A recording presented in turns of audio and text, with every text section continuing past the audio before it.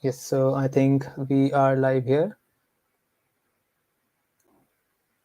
I think we have a few more seconds to go. Great. Okay. Yes. So it's around 7:30. It's about the time. Hey then. Good morning, good afternoon, and good evening to wherever you are. Welcome, guys. I am Rajiv, and I'll be your host today in this live session. So today's session is going to be extremely unique and insightful, especially because round one deadlines are coming up, and we all need a certain strategy, a plan at our end, so that we can actually crack that score and strategize our preparation. So we are by the time we complete the coming 2 months, 2.5 months before the round one deadlines, we are there with the score, right? So stay tuned until the end of the session, because today we are going to discover the exact steps, right, which Tushar followed to actually reach to a remarkable mark of 750, right? So without further ado, let's call him up on the stream. Hi Great. Rajiv, thank you Welcome, for having Tushar. me. Thank you, Tushar, for taking out some time. So, how does it feel like to be in the top 2 percentile of the batch by scoring a 750? I'm absolutely over the moon, like when I saw that score flash on the screen, I wasn't expecting it. Mm-hmm. It's been a long journey for me, and it was nothing short of a great experience to just see that 750 flash on the screen. That's amazing. That's amazing. So, how did you start out with us? So, let's start with from the very beginning, right? How did you get to know about us, and then how did you begin? Sure. So I actually started my GMAT journey more generally about 3 years ago. I'd been with a couple of different test prep companies. So I was with Okay. eGMAT, then Magoosh, and Mm-hmm. then I came across GMATWhiz when I watched a couple Mm-hmm. of their free webinars. So I watched the geometry one, the permutation and combinations one, and Mm-hmm. I think there was the verbal one I watched as well. And I was just amazed by the simplicity of the approach that the tutors Mm-hmm. conveyed during the sessions. And I was with a different test provider at that point in time, but Okay. I really liked how unique and different and simple your approach was. And then, like, when my previous attempt didn't go as expected, Mm-hmm. I decided it was a no-brainer for me to enroll with GMATWhiz. That's awesome. That thank you for such kind words, Tushar. So once you reached out to us, then how? So your journey, I see, have been quite a bit, have been carried forward for some time. So how, after scoring your earlier attempt, what did you actually? How did you strategize your whole preparation to reach that mark of 750? Sure. So what I realized was my quant was actually on the stronger side. It was the verbal which was pulling me down. And Mm-hmm. even on the scoring grade, it Mm-hmm. is the verbal score that you need a really good verbal score if you want to breach that 730, 740, 750 threshold. And that's where I was consistently falling short.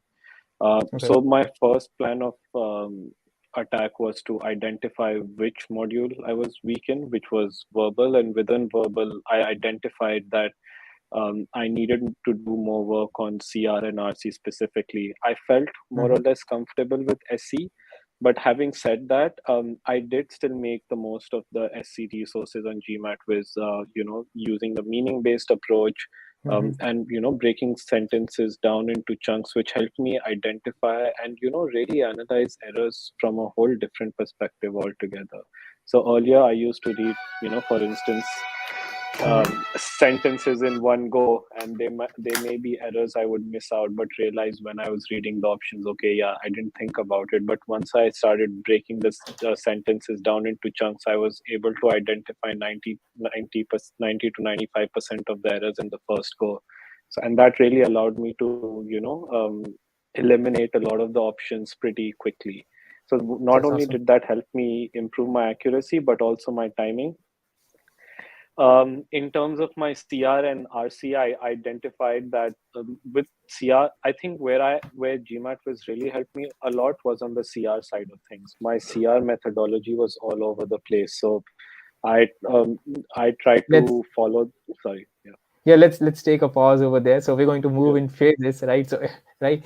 yeah. So let's take a step back, right? And let's examine the situation from the very standpoint where you started off, right? So, while you were structuring after the identification, right, you have to work on like maybe your weak areas in verbal, right? So in that, when you started off preparing for verbal, did you study in one go, or how did you structure? Did you break it into phases, right? So what was your strategy? Sure. I did indeed break it into phases. So I Okay. actually Hmm. started out with CR first because I was at that point in time comfortable with SC, and I focused on learning the frameworks. I spent quite a bit of time on that, on learning the four frameworks: plan, goal, causality, comparisons, etc. Hmm. And then it was really about at that stage working on Hmm. my technique, trying to. I basically had to unlearn everything I knew about CR and learn it from a fresh perspective. Okay. Because my Hmm. my earlier approach was getting me nowhere. I was taking too much time, and I still wasn't getting the right answer, and I still didn't have the correct understanding when I moved on to the answer choice Hmm. elimination stage. So for me, it was really about first breaking, relearning CR, because that is what was dragging my score down. That was the initial first step I took. Okay, great. So you broke down, you moved in a particular order like SC, CR, and then Yeah, RC. So you decided the order to work on. Okay, great. yeah, That sounds yeah, good. That's so yeah. on overall. So this was like your subject specific strategy, right? So on overall basis, what did you think of What did I think of? in Sorry, terms what? of strategizing a preparation, right? Okay, Or like at an overall structure, right? So you must have thought of like dividing into learning, right? First, I'm going to do solve concepts, or so how did correct. you start? First learning, there was first, maybe you started out with practicing questions. So what was, how did you Yes, start with? Yeah. correct. So once I basically learned the concepts, I got in touch with my mentor Shreyas. He Okay. provided me with an Excel sheet of all the OG questions. Mm-hmm. So he told me not to worry about timing, solve around 10 questions a day. Just trying to apply the methodology I learned, and then so I started off with medium level questions, then I moved on to medium hard and hard questions, and tried to find out what my pain points were even after I applied the methodology to really identify any gaps I had. Okay.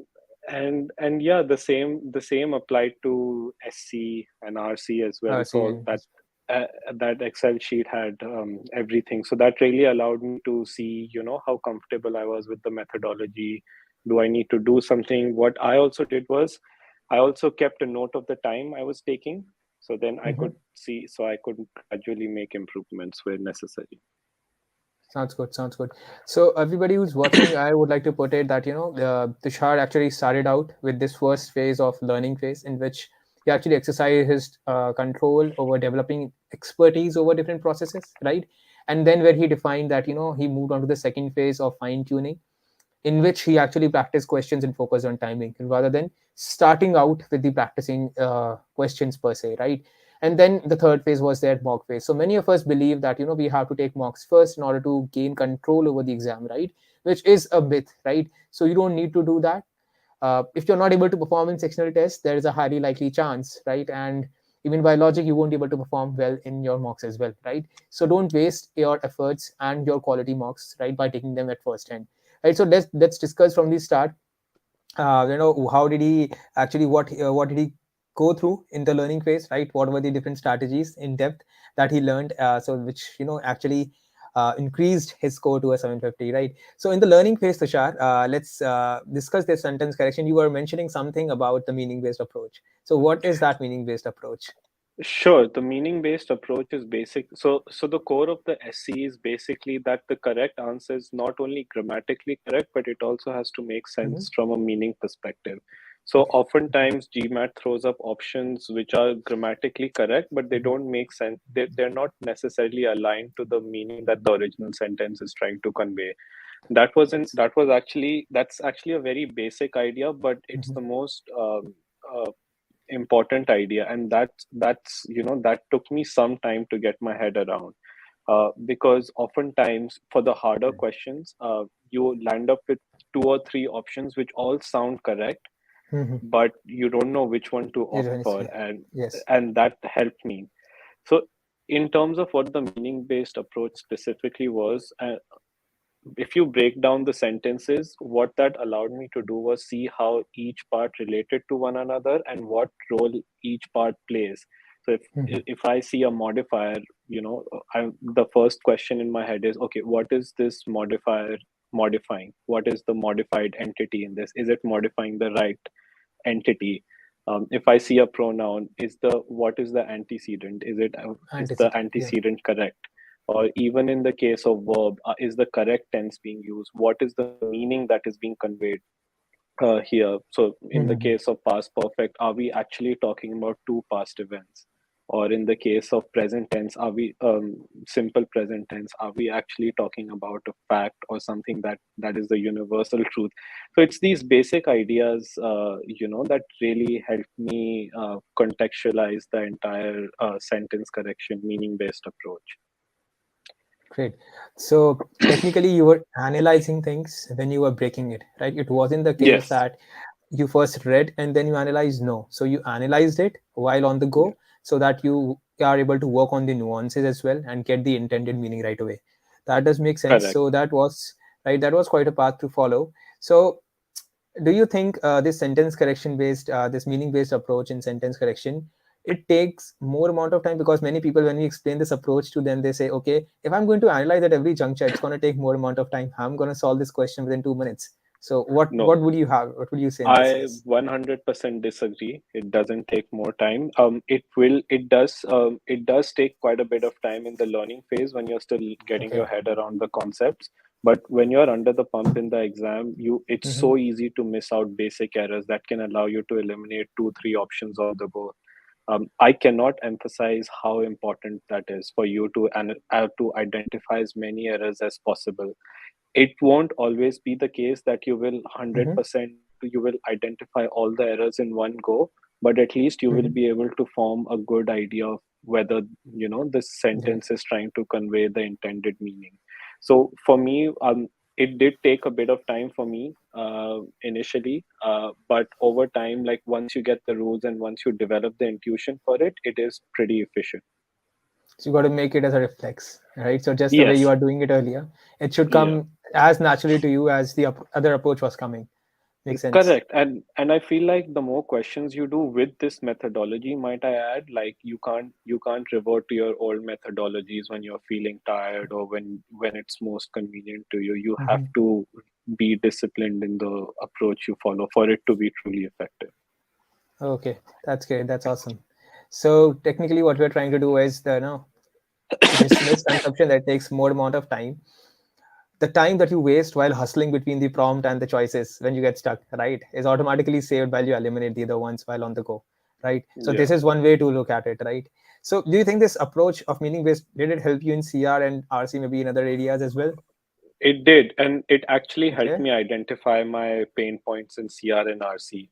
that's Uh, awesome. How so how did how did that happen? Yeah. Sure. So in CR, for instance, the critical idea is to define the scope of the argument and identify the Mm-hmm. conclusion. Mm-hmm. With 600 to 700 level questions, it Mm-hmm. you can get a good sense of what the Mm-hmm. correct answer is. So the answer choice elimination isn't necessarily tough. But on Mm-hmm. the 700 plus level questions, you have to the conclusion uses some very precise wording, and even the answer choices use some very precise wording. So I feel like the breaking down those sentences in chunks really allowed me to drill down to the specific meaning of each of those choices. And when I was able to relate it back to what the scope of the argument is and what the conclusion of the argument is, that really helped me to pick between those two choices. So that was one of the earlier struggles I had as well. I would get stuck between two choices and I wouldn't know how to choose between them. But when I broke down each of those Yes. sentences, that allowed me to get good clarity. Okay, yeah, this doesn't make sense because it doesn't align with the scope of what the argument is really talking about. Similarly, on RC, again, like Mm-hmm. for instance, on main point questions or on inference questions, which can be Mm-hmm. very closely worded together. Mhm. If you break down the sentences, you can identify that one word or those two or three couple of words that can really help you eliminate those choices. So for instance, if if an answer choice Mhm. uses the word all when it doesn't need to, then that makes you suspicious that whether about whether it is the right answer choice or not. Great. So that means sentence correction is not the meaning-based approach is not just an approach, but it's an art of thinking, right? The way you analyze things, right? So it is carried Yeah. forward. Yeah. So It, yeah, you want to I add would say it something? actually underpins the entire verbal section, in my Section. opinion. You can't That's just read the sentence in one go and then think about the meaning great. later. You have to break it down in chunks. So I think if anybody missed down to that part wherein Tushar mentioned explicitly that it sort of underpins the whole verbal section, which is very important to realize because many people feel that sentence correction is an easy bet, but it's like the pivoting point for your whole GMAT verbal. So Mhm. meaning based approach is like technically teaching you the art of thinking and analyzing while you're on the go, right? So when you are able to break down the sentences, it helps you not only in SC itself, but also in CR and RCs, wherein you actually need to come on to the intended meaning of the author, right? Great. So guys, if you remember, we were also discussing about the three phases: the learning, fine tuning, and mock taking. And then we are currently discussing the learning phase just to put everybody on the same page, right? And we have discussed about the sentence correction till now. So let's get on to the second part of it, the critical reasoning, right? So you in here you mentioned about the framework driven approach. So can you tell a little bit brief about it? What were the different frameworks and how did it help you? Sure. So the CR framework approaches are designed to help you pre-think some of the answers. So when you're reading the CR stimulus, you are also actively in the background thinking about possible assumptions or weakness or strengtheners. And oftentimes these don't just come naturally to us. So the idea of the frameworks is that it gives you guidelines to think about. So arguments can be categorized broadly into a couple of different sections. So you have plan goal. The idea of the plan goal is you identify what the plan is, what the goal is, what is the connection between the plan and the goal, and what are the assumptions that underpin the success of that plan through the Mhm. success of the Yeah. plan. Then there's causality, which is the most common. Mhm. So some of the typical things to think about is reverse causality possible? Did Y happen before X?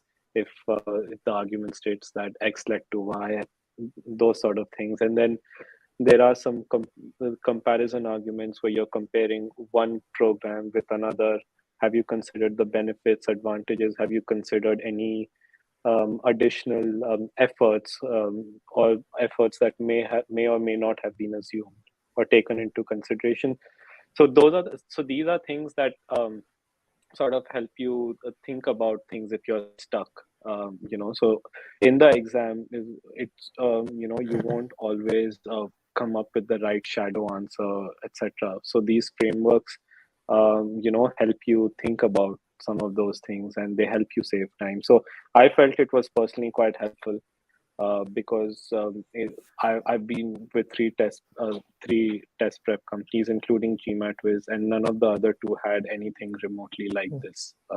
So yeah, I think it helped me cut down on time significantly. It made my methods more effective as well when I was solving questions. That's amazing. So this also brings us to the most fearsome section, which is the reading comprehension, right? So how what do you think should be the approach regarding that? Um, I on the GMATWhiz platform, I actually didn't do too well on the RC Mhm. section. I'll be very honest. But the involved and evolved reading absolutely changed my outlook on how to approach RC passages.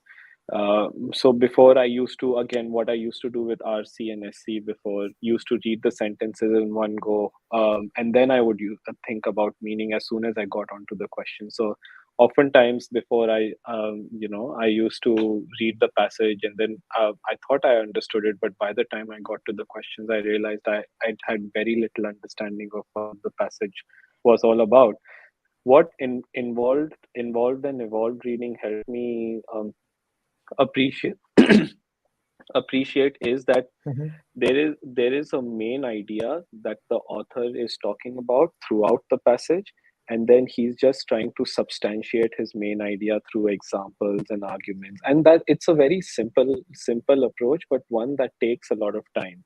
So okay, so what it got me to appreciate was, okay, why did the author use this example? Yes, yes. Why is he talking about this argument specifically? Why is the author giving me this context? How is he weaving this into his main point? So it was more about storytelling. So it's about appreciating the story that the author is trying to tell. And I felt that approach absolutely blew my mind. So the initial read through phase takes a bit of time, for sure, but as soon as but after that, the next two or three questions took me less Mm-hmm. than a minute to answer once I had that clarity and understanding of the passage. Great, great, sounds great.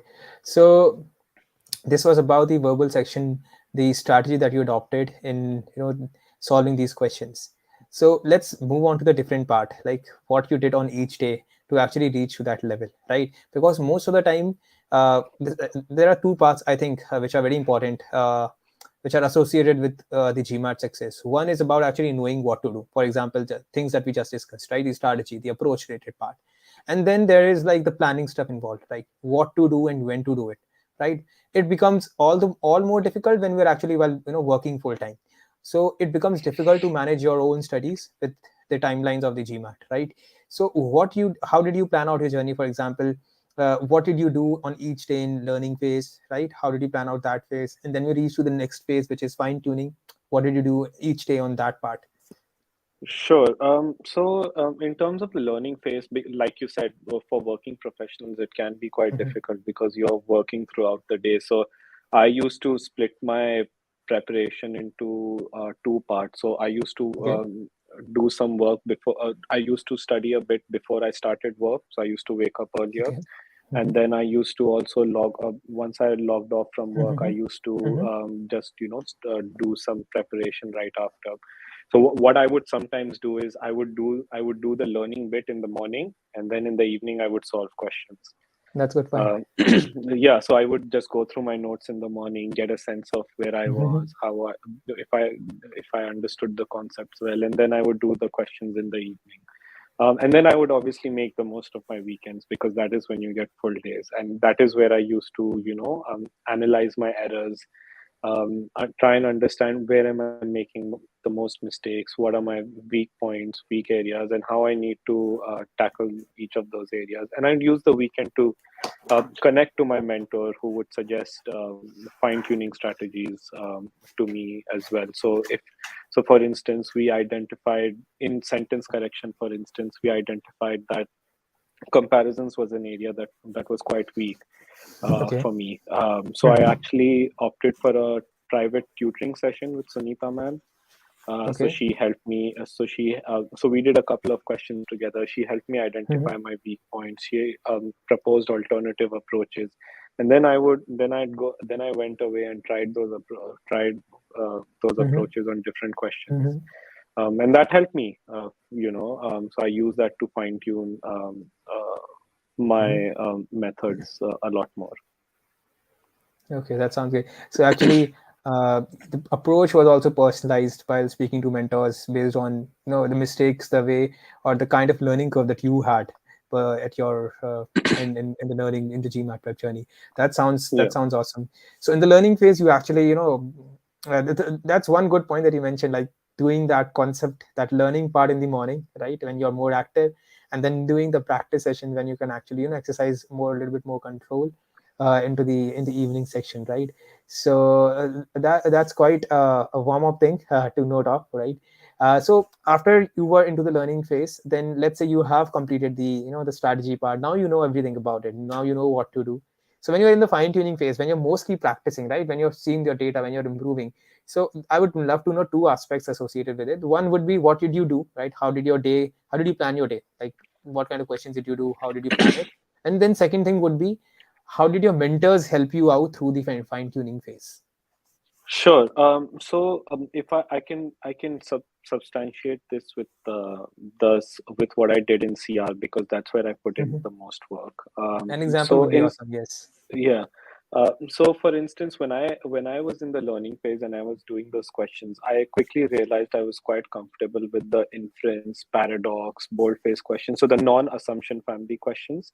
And Hmm. my weaknesses lay in the assumption family questions. So in the fine-tuning phase, I've narrowed my focus down to assumption family questions.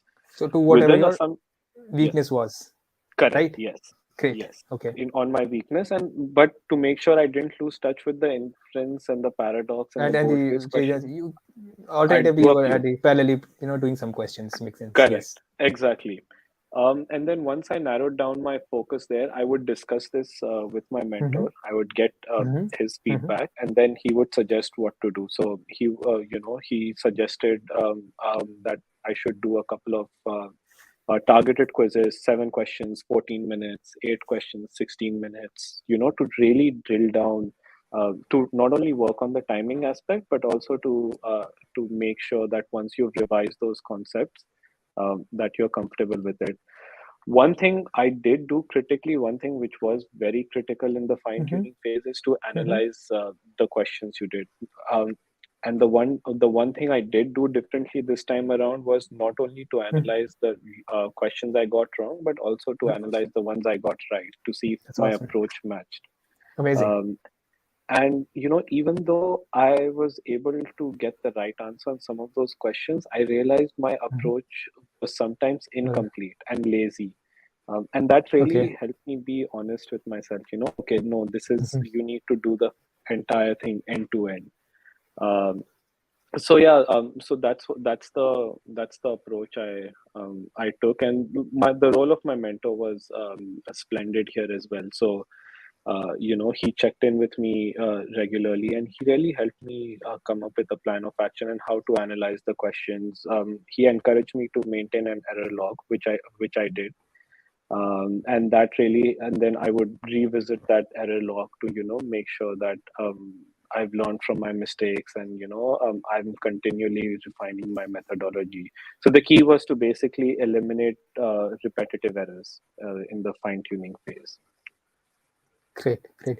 That sounds awesome. So, just to summarize, everybody who's watching, in the fine tuning phase, this is the phase where we actually, now we focus on the timing aspect while practicing questions of varying difficulty, right? And when we are doing that, Tushar, in his 750 attempt, he actually uh, focused on by segregating his practice more towards his weak areas first, right? So he actually identified what were his weak areas, what were his strengths, and then he, after narrowing down to that, he focused more on his weak areas, and then parallelly he was doing some questions on his strength and zone so that he don't lose touch over that, right? So this was one important thing. Second thing that he did was, he kept in continuous touch with his mentors so that he can actually ensure that he's on the right track and he's not missing on to any other aspect of it.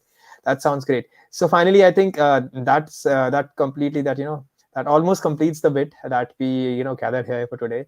So that was quite an informative session, Tushar. Thank you for that. But before we sign off, how about you tell us about your experience in GMAT and what anybody who's like sitting into the examination mode, especially people who are under the pressure, right?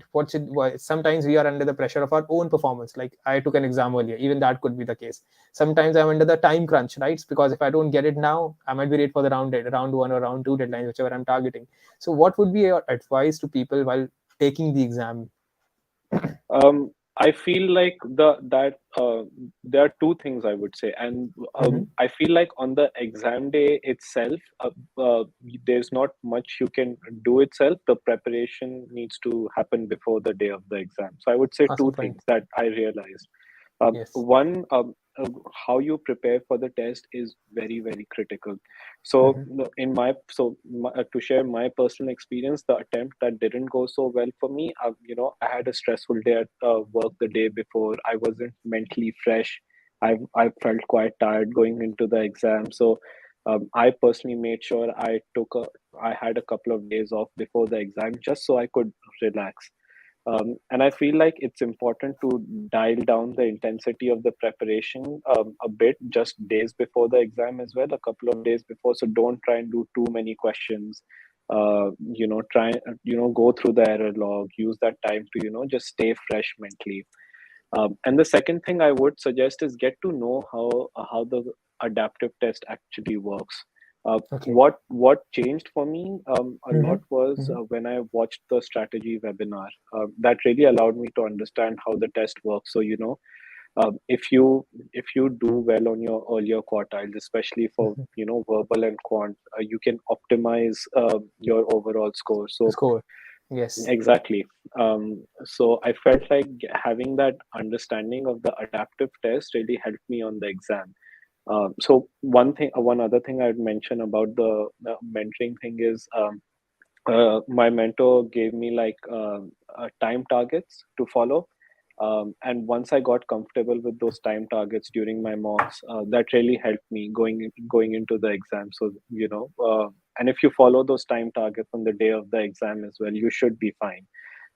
I feel so. Yeah, I feel like get a good understanding of how the adaptive test works, and stay mentally fresh before the exam. Take a couple of days off before the exam if you need to. That is at least what I suggest, because that's what worked for me. And then yeah, everything falls into place on the day of the exam. That's awesome. That's awesome. So the one good thing that one awesome thing that you mentioned about in here was like it's not what you do on that day. It's about what you did on the other days that led you to that day, right? So Exactly. that's one good point. And the other thing that you mentioned about was right the test taking strategy, which is like performing on first two quarters can actually help you optimize your overall score. So understanding that algorithm is also equally important as understanding the different kinds of questions that you would be solving, right? So that technicality is also important. Great. Then I think that it has been a quite informative session, Tushar. So it was awesome to hear from you, right? That how did you got to 750? And I definitely feel that with these tips and advice, definitely many people will be benefited, and they are definitely going to acknowledge this help from you. Great, Tushar. Thank you for joining us, and and this. Thank you for taking out some time from your busy schedule. Sure. Thank you. Thanks for having me, Rajiv. Sure. Have a great day. Bye. Thank you. Thank you. Bye bye.